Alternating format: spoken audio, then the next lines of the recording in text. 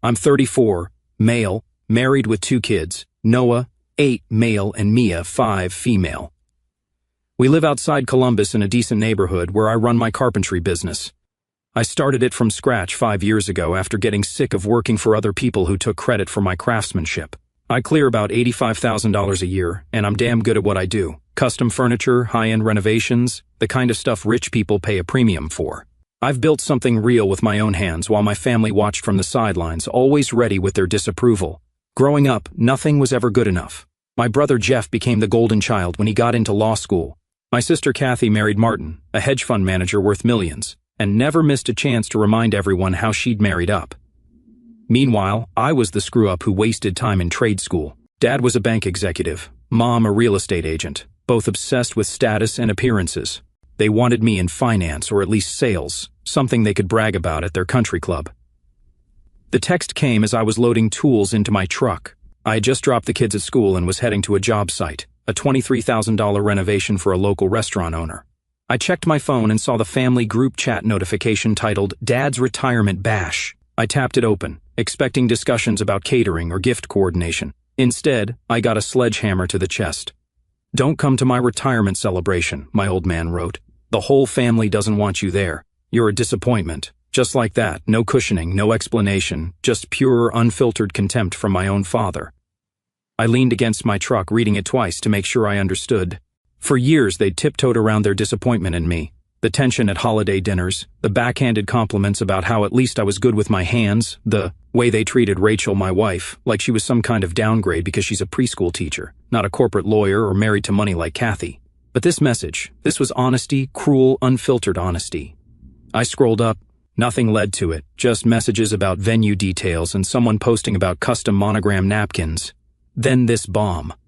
I typed back, "You chose your country club friends over your son." Then I canceled the custom piece I'd been building in secret, a retirement gift. Let's just say he'd have paid thousands if he were a real client. Dad had always admired my woodworking, even when pretending not to. I was going to gift it to him as a peace offering, to show him there was value in what I do. Then the responses started rolling in. My cousin Greg replied first with laughing emojis. Then Kathy, my sister, wrote, "You really think you deserve to be there after how you embarrassed the family at Thanksgiving?" Jeff, my brother, the corporate lawyer who I helped move 3 times and loaned $6,000 when he was between jobs, just liked the message and stayed silent. Then came the meme, my face photoshopped onto a construction worker with family screw-up captioned beneath it, sent by my Uncle Dave. I actually laughed, not because it was funny, but because it confirmed exactly what I needed to know. I was done. What they didn't know was that I'd been keeping receipts, not literal ones, but the mental kind that pile up over years. Every time they called for free home repairs, every time they made me feel like the black sheep because I didn't chase a 6-figure corporate job or drive a BMW, every family event where I was the butt of the jokes while fixing their deck for free, they thought I'd sulk, maybe turn up to apologize like always. Not this time. They'd cut the chain, and I had plans. Oh, I had plans. After that group chat, I didn't say another word. Not in the chat, not to my dad, not to anyone in that family. I let them have their moment. I didn't block them or delete the thread. I wanted them to see me online, active, living my life. I wanted them to wonder. The first step was telling Rachel everything, not just about the message, but about the years leading up to it.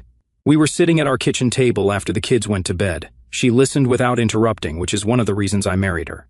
When I finished, she just reached for my hand and asked, "What do you want to do?" That moment hit me hard.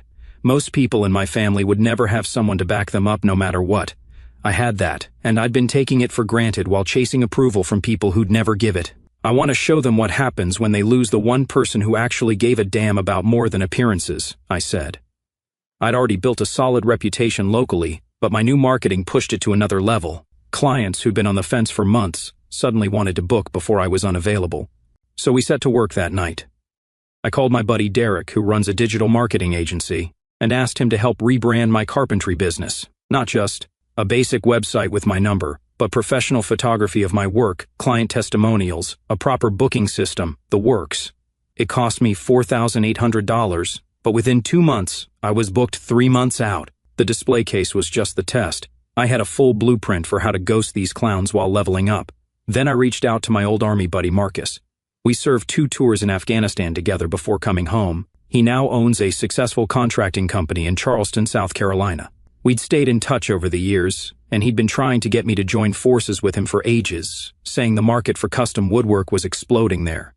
Fewer skilled craftsmen than demand. He'd even offered to help me relocate if I ever wanted to. I texted him, "Still need a master carpenter in Charleston?" His response came within minutes. "Hell yes. My guys are booked 6 months out. Got a client base ready and waiting." Meanwhile, I played it smart on social media, started posting my high-end projects, custom built-ins for a local CEO, a hand-carved dining table that sold for $9,500, workshop videos showing my process, always professional, always successful. I never mentioned family drama. I didn't need to, and they noticed. I saw them viewing my Instagram stories. Greg started liking my posts. Kathy commented on a picture of a walnut desk I built. "Wow, impressive work." Mom started sending private messages about random things, asking about the kids, sending articles about woodworking. I left them all on read. Then Dad texted directly, "Your mother's worried about you. Answer her messages." No apology, no acknowledgement, just an order. I didn't respond. I had an ace up my sleeve they didn't know about. Then came my former boss, Kevin Barnes. I worked with him at a cabinet shop years ago. He never forgot how I helped him finish a rush job for the mayor when the shop was about to lose its biggest client. Kevin had gone on to become one of the most respected furniture designers in the Midwest, even had his own TV show now.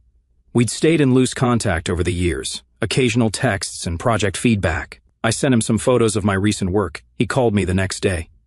"Ronan, this is top-tier stuff. Why haven't you been showing this off? We talked for an hour." By the end, he'd offered me a guest spot on his show and an intro to his distributor, who was looking for artisan pieces. Just like that, I had a potential national platform and distribution channel. 2 weeks after Dad's text, my brother Jeff called. When I didn't pick up, he left a voicemail. "Hey, Dad's retirement thing is next Saturday. Mom's asking if you're still coming. Let someone know, okay?" I didn't call back. Let them sweat. About 3 weeks after the text incident, I was loading up after finishing a built-in library for a university professor when my phone rang.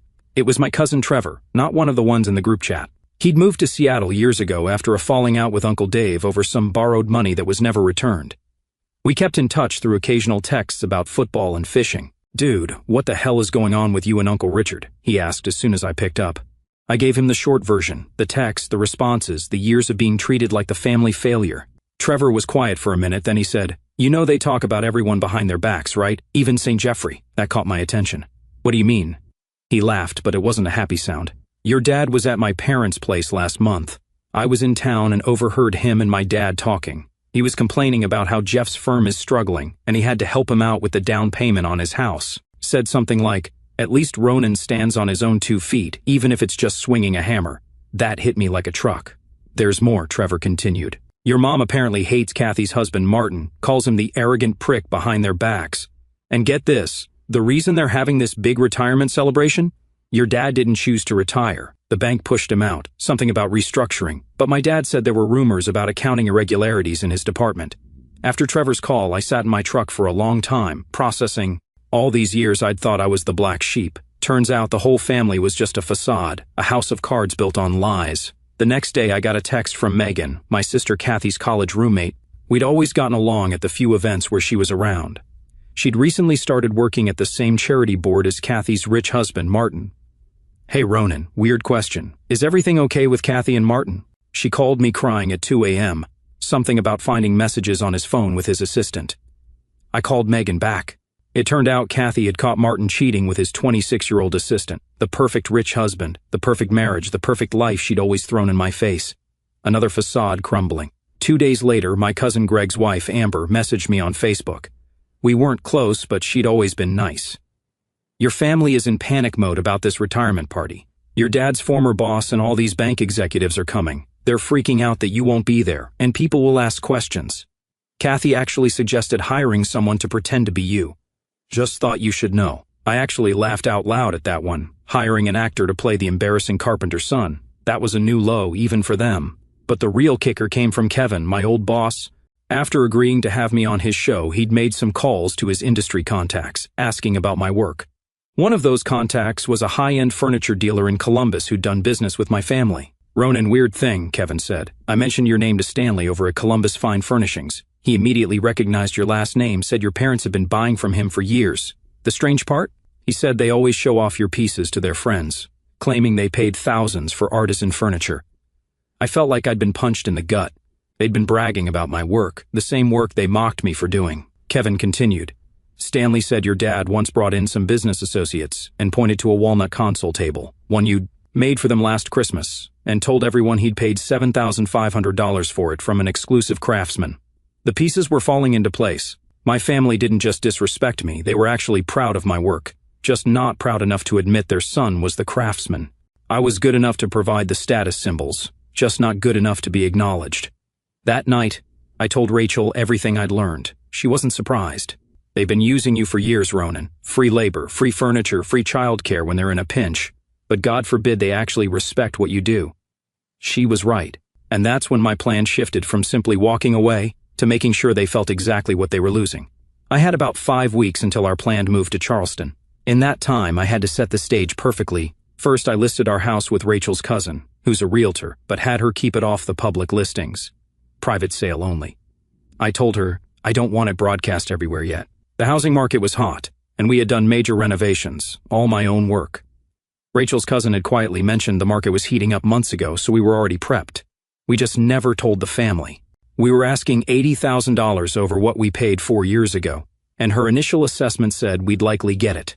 Housing inventory was at an all-time low in our area. Rachel's cousin had buyers lined up looking for homes exactly like ours, which is why we could command such a premium and close so quickly. Next, I focused on being highly visible without being available. I accepted an interview with the local business journal about custom carpentry in the age of mass production. The piece came out with photos of my workshop and highlighted upcoming projects, including a mention of potential expansion opportunities. I made sure to get extra copies but didn't send any to family. I also stepped up my social media game, posting daily project updates and client testimonials. I even did a few Instagram lives showing my process. The follow count jumped from a few hundred to over 10,000 over the next couple of months. Then I started declining local jobs. Booked solid for 6 months, I told potential clients, referring them to other craftsmen I knew. The truth was, I needed to clear my schedule for the move and new business venture with Marcus. About 2 weeks before the retirement party, I posted a cryptic photo. Empty moving boxes stacked in my workshop with the caption, "Big changes ahead. Stay tuned." That's when the real messages started flooding in. Kathy called first, straight to voicemail. Then Mom texted, "Honey, are you moving your workshop? Dad and I were talking about that spare room in the basement if you need storage space." I didn't answer. I let the questions hang. A day later, Jeff called. When I didn't answer, he sent a text. "Hey man, what's with the boxes? Everything okay with the business? If you need a loan or legal advice for a new business structure, I'm here." He'd always tossed jabs about manual laborers until I mentioned my 5-figure client list. Suddenly, they were all concerned about my career, the same one they'd dismissed for years. Then came the retirement party invitations in the mail. Formal, gold-embossed cardstock announcing the celebration of Richard Henderson's 40 years in banking. Rachel handed me the envelope with raised eyebrows. "Guess they're hoping you'll still show," she said. I opened it. Inside, along with the invitation, was a handwritten note from Mom. "Ronan, please come. It would mean the world to your father." No apology, no acknowledgement of the text or the group chat mockery, just the expectation that family obligation would win out over self-respect. 3 days before the party, Dad finally called. I let it go to voicemail. "Ronan, it's Dad. Your mother's worried sick about you. This silent treatment is childish. We need to know if you're coming Saturday. Important people will be there." Important people. Not I'm sorry, just concern about how it would look to the important people if his son wasn't there. I didn't call back, but I did something better. I decided to finish the oak display case I'd initially canceled. It would be my parting statement. So I arranged for its delivery to their house. It was my finest work to date. Quarter sawn oak with dovetail joints, glass panels, hidden compartments, custom brass hardware, the kind of piece that would sell for $5,000 easily. I included a card that simply read, "Congratulations on your retirement. This is the last thing you'll ever get from me." The delivery was scheduled for the morning of his retirement party. Meanwhile, we were in the final stages of our plan. The house was under contract, sold for $95,000 over our purchase price. The moving company was booked. Marcus had found us a rental in Charleston until we could buy something, and he'd already lined up 3 major clients eager for custom work. Kevin had scheduled me for his TV show the following month, and the distributor was reviewing my portfolio. Things were falling perfectly into place. The last piece of the puzzle was the most satisfying. I'd been in talks with Dad's bank's biggest competitor about designing and building custom furniture for their newly renovated executive floor.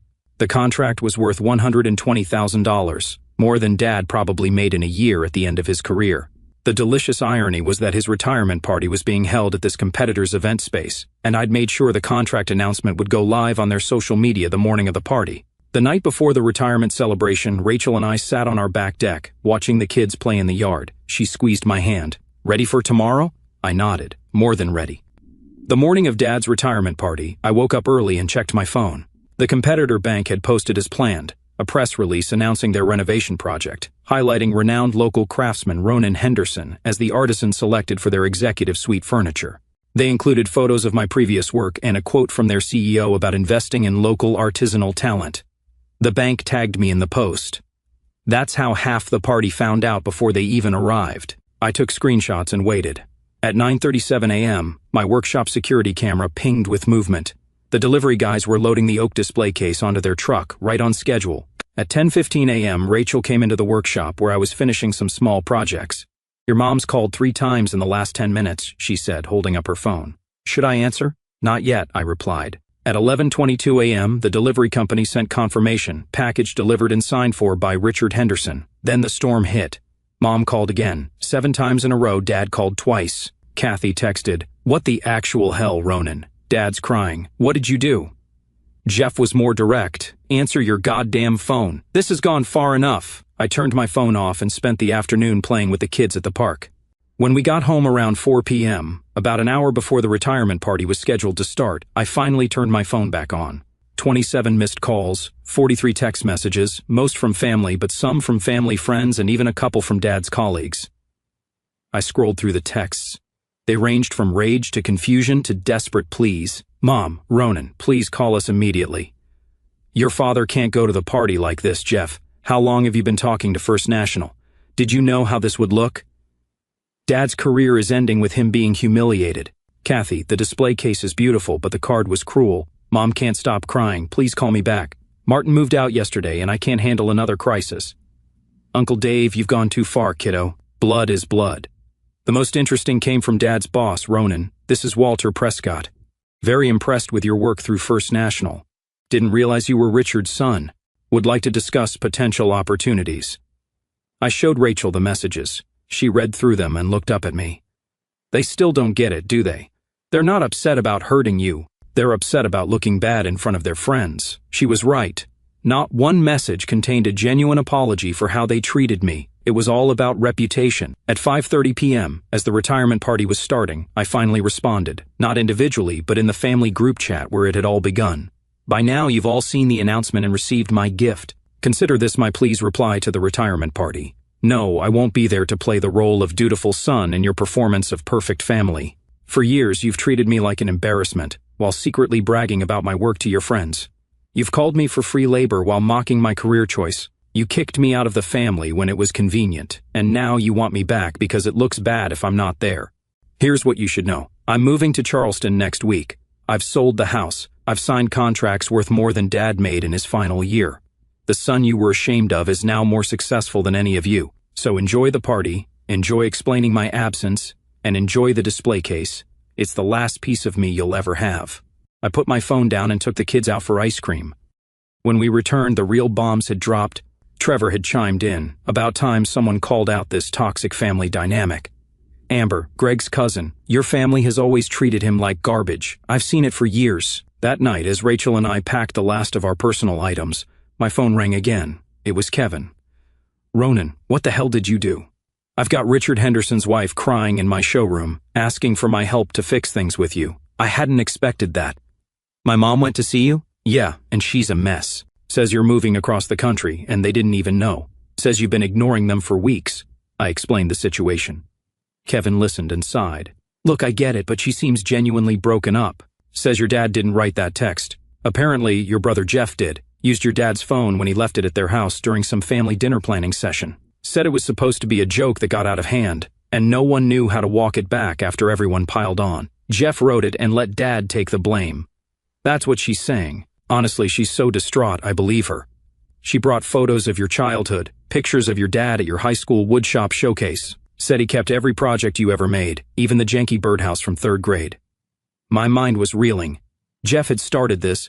The golden child had impersonated our father to exclude me and then let the blame fall on Dad. It made a twisted kind of sense. Jeff had always been jealous of any attention I got, always needed to be the favorite. But it didn't change the fact that no one had stood up for me. No one had set the record straight. They'd all piled on, all been willing to cut me out. Kevin, thanks for telling me, but it doesn't change my plans. They had weeks to come clean, to apologize. Instead, they only reached out when they needed something from me. We left for Charleston 2 weeks after the retirement party. The movers were already scheduled. I'd set the wheels in motion weeks before, knowing exactly how this would play out. I never responded to any more messages from my family. The moving truck came at dawn, and by noon, our old house was empty. The new owners would take possession the following week. We'd been planning this move longer than anyone knew. Marcus had been sending me rental listings for months, which is how we found a place that fit our needs so perfectly. The drive to Charleston took 11 hours with the kids and a moving truck. Marcus met us at the rental house with keys and takeout. The place was perfect, a 4-bedroom craftsman with a detached garage I could convert into a workshop until we found something permanent. I spent the first week setting up shop and meeting with potential clients Marcus had lined up. The market was even better than he described. Wealthy homeowners and businesses willing to pay premium prices for custom work. By the end of the week, I had deposits for 6 major projects and a waiting list forming. Rachel found a preschool teaching position that paid 20% more than her old job. The kids adapted quickly. Noah joined a baseball league, and Mia found a dance studio she loved. We were building a new life, piece by piece. Then, exactly 2 weeks after we moved, I got a text from Trevor. Heads up, cousin. Jeff's been fired. Something about client funds and gambling debts. Your parents are freaking out. I didn't respond, but I did some digging. Sure enough, Jeff's law firm had a press release announcing his departure and reassuring clients that their accounts were secure. Reading between the lines, it was clearly damage control. 3 days later, Kathy called. Ronan, I know you probably hate us all right now, and I don't blame you, but I need to talk to you. It's about Jeff and Dad. Also, I'm living at Mom and Dad's now. The divorce is getting ugly. Martin's trying to take everything. Please, call me back. I called her back. This better not be a guilt trip, I said when she answered. It's not, I swear, she replied, and I could hear she'd been crying. Everything's falling apart here. Jeff was fired last week. He stole from client accounts to cover gambling debts, almost $200,000. They're not pressing charges if he pays it back, but he doesn't have the money. And this concerns me how. Dad remortgaged their house to cover it, the house they've owned free and clear for 15 years. They're in their 60s, Ronan. Dad's retirement savings are gone, and now they've got a mortgage payment they can't afford on their fixed income. I leaned against my workbench, processing. Again, why are you telling me this? Kathy sighed. Because Jeff confessed everything, about using Dad's phone to send that text, about how he's been sabotaging your relationship with the family for years because he was jealous of your talent and independence. He'd delete voicemails you left, tell Dad you said things you never said. He admitted it all. There were always signs of his interference, conversations that didn't add up, plans that mysteriously changed. We just never connected the dots because no one expects their own brother to sabotage them. She paused, then continued more quietly. And I need to apologize too. For years I looked down on you because you didn't follow the path we were supposed to take. I married Martin because he had money and status, not because I loved him. I flaunted my big house and vacations, acted like I was better than you. Now look at me, divorcing, broke, living in our parents' guest room while my cheating ex-husband's lawyers try to take what little I have left. Part of me felt vindicated, but another part felt sick. And you all just believed him? No one ever questioned why I'd suddenly stop calling or say hurtful things? We should have, she admitted. After you left, a lot of things started making sense. The timing of misunderstandings, how Jeff always seemed to be the messenger when there was drama between you and Dad. We were blind, and we were wrong. I didn't say anything for a long moment. Finally, I asked, what do they want from me, Kathy?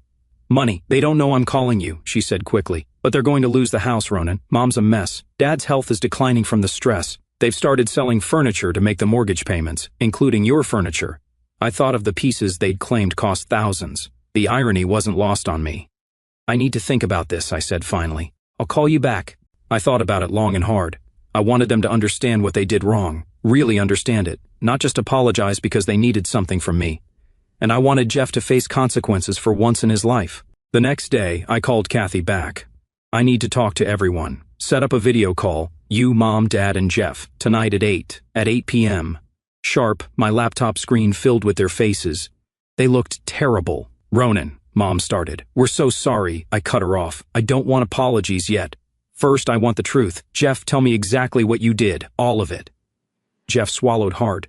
"I used Dad's phone to send that text about the retirement party. I saw how much work you were putting into that display case, heard you were planning something special. I was jealous. You built something real on your own terms. I was drowning in student loans and hating my job and gambling to feel something. When everyone laughed at the text, I was too cowardly to admit what I'd done." "What else?" I press.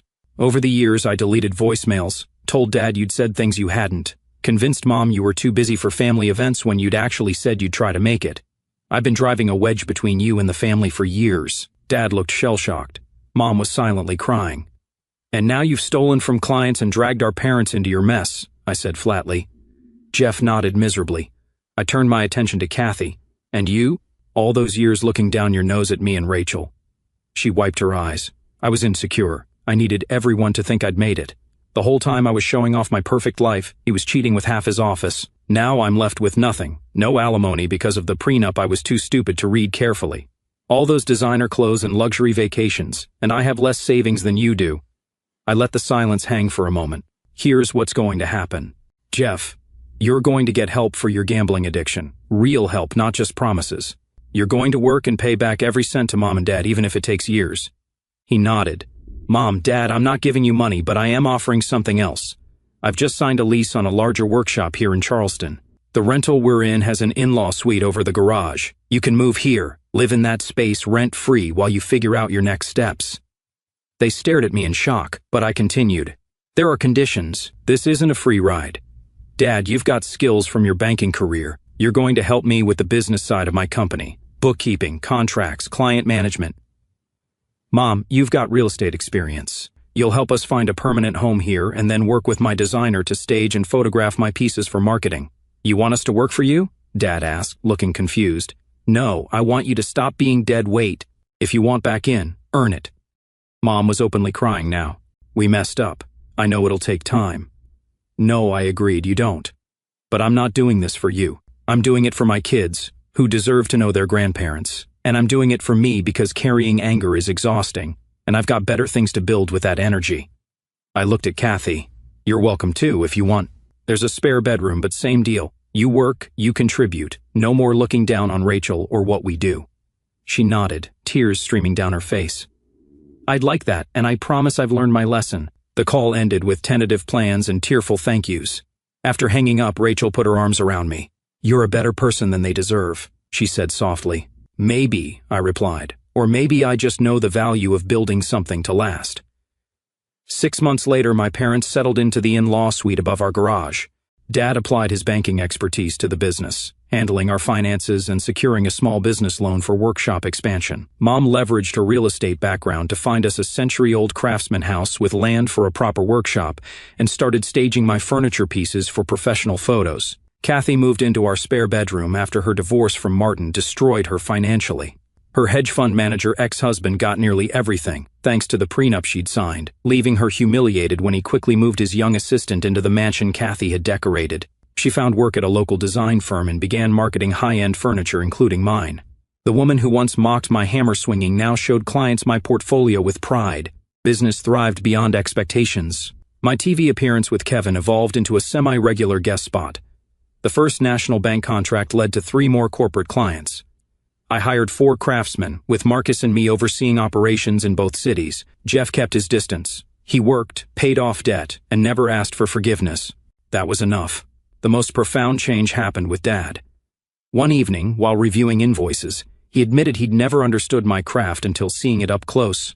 He confessed to carrying a newspaper clipping of my high school woodworking competition in his wallet for years, hiding his pride because it didn't fit his notion of success. Dad gradually discovered his own talent for making small, intricate pieces and began teaching Noah woodworking on Saturday mornings. When some extended family visited for Thanksgiving, Dad openly praised my business to them. No hedging, no backhanded compliments. Later, Mom revealed that Dad used to secretly sit in the treehouse I'd built as a teenager, finding it the only place he could truly relax. She acknowledged how Kathy's perfect rich marriage had left her miserable, while my authentic path had brought me success and happiness.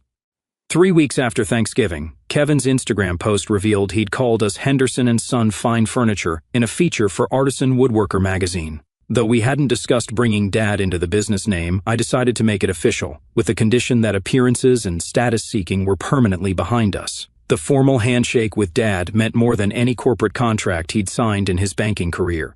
The next morning, I announced the official formation of Henderson and Son Fine Furniture to the family. Noah immediately asked if it might someday be Henderson and Sons, bringing genuine delight to my father's face. Funny how the people who dismissed me ended up building their lives around mine. That's all the revenge I needed. Jeff stayed quiet. He sent one last text a few weeks later. "You earned everything. I just hope someday I can too. I left it on read. Some bridges don't need burning."